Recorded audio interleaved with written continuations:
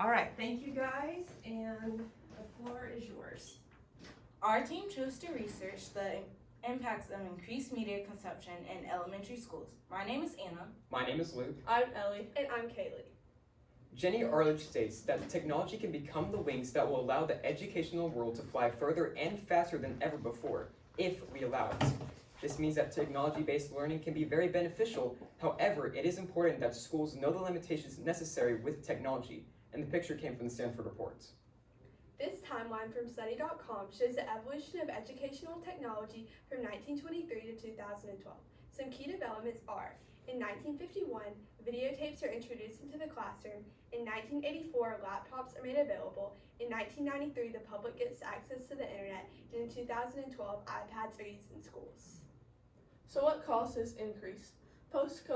According to Education Week, post-COVID, one-on-one device learning became even more prominent, with 84% of schools giving their kids a device.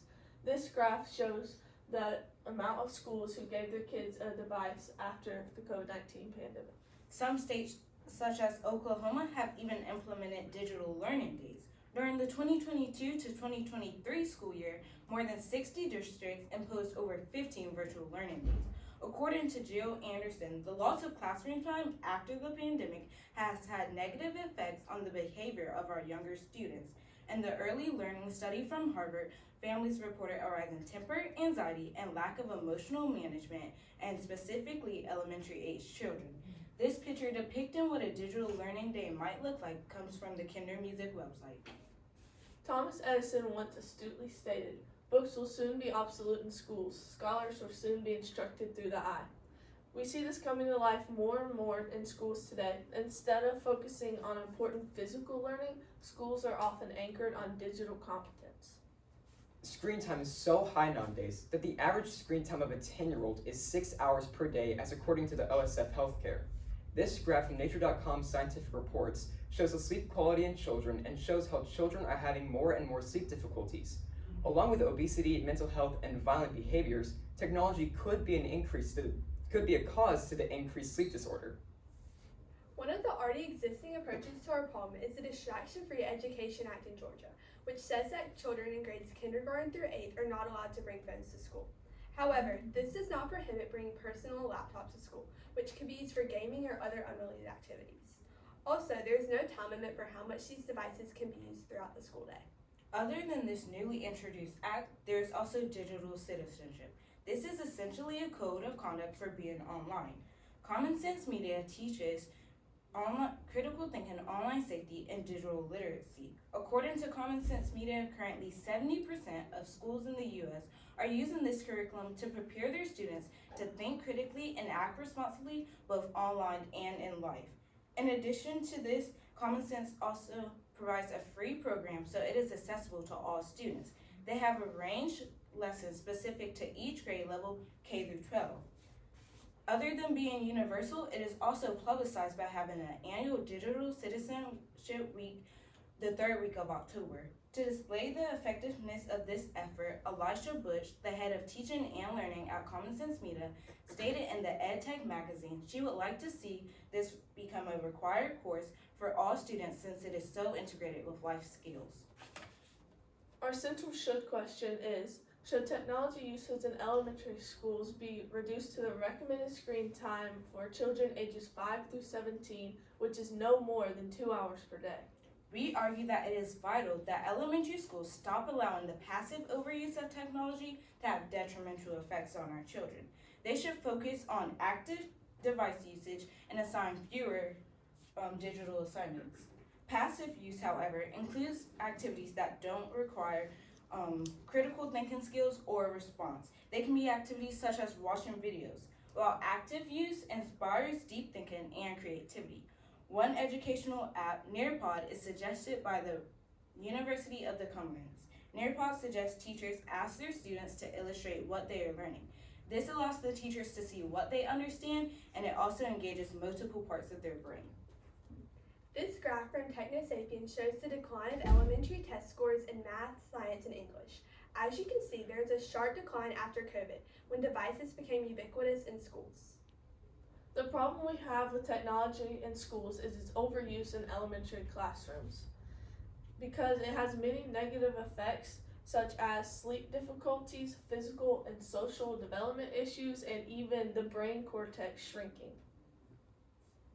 Over the years, attention span has been declining rapidly, while the prevalence of ADHD has been increasing. According to Ox Journal, technology usage and the prevalence of ADHD have undergone a parallel increase, with the disorder currently increasing at a rate of 35%. According to Gloria Mark, a PhD at the University of California, Irvine, she says that on-screen attention span is now only 47 seconds. For the problems mentioned, we have come to 3 solutions. One is to offer classes to both teachers and parents to educate them on how to use devices correctly and ethically around children. Our second solution is to limit screen time use in elementary classrooms to the recommended time of 2 hours per day as suggested by the American Heart Association. Our third solution is to reintroduce paper and pencil learning into elementary school curriculum, such as reading from paper books, writing simple assignments, or answering to in-class questions. For our first solution, classes to teachers and parents, we have found that the implications are that authorities are informed in what their children learn, parents become more involved with their children's work, parents become interested in what their children are learning, and this teaches responsible device usage. However, some of the implications that we found are that it could be difficult to find instructors to teach these classes, there could be conflicting schedules with parents and their jobs, and this does not guarantee responsible device usage within the home. Our second solution is abiding by the recommended screen time of 2 hours maximum in the classroom. Some implications are it allows space for person-to-person instruction, which provides a sense of accountability and is proven to have a 5 times higher completion ratio than online learning, according to Skills Sumerai. Hands-on and social assignments can be implemented to build engagement. We know that technology is a daily part of our society. This lowered screen time will allow space for technology to still be used when necessary. Although it is likely to see an initial decrease in engagement due to the children's addiction to technology, over time, attention span will increase. Possible drawbacks of this solution are learning styles differ, it can be difficult to change curriculums or find new learning activities, and as stated before, there may be a drop in engagement at the start. To address these limitations, we recommend slowly lowering the screen time in classrooms and finding engaging activities such as crafts that correlate with the lessons, group work, and offline games such as Sparkle and Around the World. Our third solution is to reintroduce paper and pencil learning. Some of our limitations are that kids are so addicted to devices, it could be hard to get them away from them. Paper and pencil can be less engaging, while devices are often more engaging. However, some of our implications is that there's better brain development, it reduces the use of AI and the possibility of cheating, and information is easily retained. We want kids to read, write, and respond in order to provoke thought. According to Frontiers.org, which is a science news website, researchers show the connectivity between different brain regions is more elaborate when letters are formed by hand. This improves brain connectivity, which is crucial for memory building and information encoding. Our final solution is to reduce screen time and increase hands-on projects. While paper and pencil learning may be effective, technology is such a fundamental part of society that completely removing it would be unrealistic. The American Academy of Pediatrics recommends 2 hours of screen time per day maximum for elementary students. Anything above this could cause lower cognitive abilities and academic performance, while anything below this would have major pushback from teachers. Instead of doing mindless digital assignments, teachers should switch to quality hands-on projects such as art, reading, or going outside. The AAP also recommends to consider the quality of interactions with digital media, not just the quantity. If this solution is implemented, there may be some pushback by teachers that use devices as babysitters, but students would enjoy school more and it will be better for their brains. Elementary students are the future leaders of our country, and they deserve to get the best education possible. In conclusion, technology is becoming a part of our lives more and more every day, and it will never be permanently removed. Education is heavily impacted by technology, and it is important to know the limitations necessary, as well as letting it be a tool for further progression. Technology can become the wings of the educational world if we allow it. Thank you for listening. Thank you guys for sharing. It makes me want to share this with our admin. Interesting ideas. So now I'm going to ask you some oral defense questions, and I'm going to start with you, Ellie. can you please speak to how one of your peers' individual reports made you think differently about your team's solution or conclusion?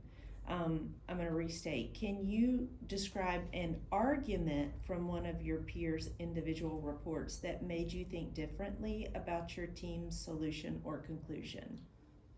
Well, Luke talked about how devices have negative consequences and how maybe we should not just take devices away completely, which is what I was more focused on. But he was talking about in his IRR how to implicate them into higher grades instead of just younger elementary school. Okay, thank you. And Anna, if you had more time, what additional research would you conduct about your topic?